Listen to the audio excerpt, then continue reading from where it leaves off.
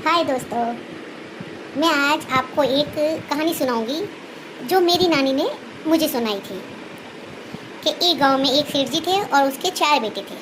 चारों में आपस में बहुत अच्छे से बनती थी, बहुओं की भी बहुत अच्छे से बनती थी और सेठ जी और सेठानी की भी बहुत अच्छी बनती थी। अच्छे से हर त्यौहार मनाते, बीमारी में एक दूसरे का ध्यान रखते, धंधे में एक दूसरे की हेल्प करते, एक दूसरे की बुराई नहीं सुनते थे। ऐसा कई दिनों से चल रहा था। पास में कोई पड़ोसी था, उसे तो वो सब पच नहीं रहा था।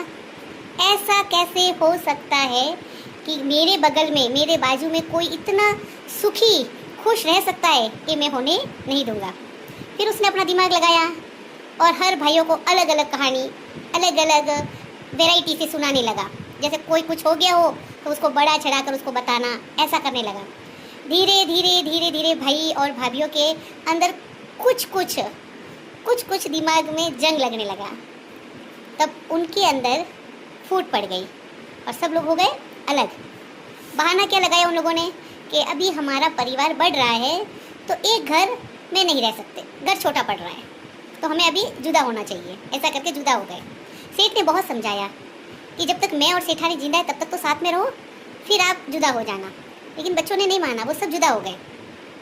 सब जुदा होने के बाद सबका व्यापार कम हो गया, सबकी खुशियाँ कम हो गई, सुख कम हो गए।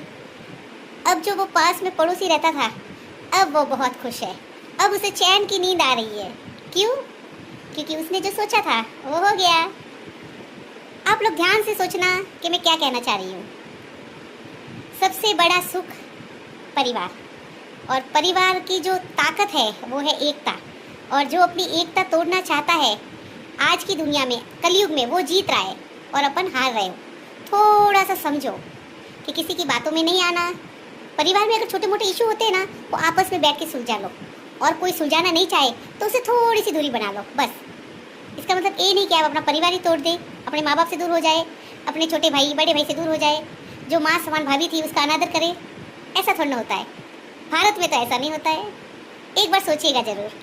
जय जिनेंद्र।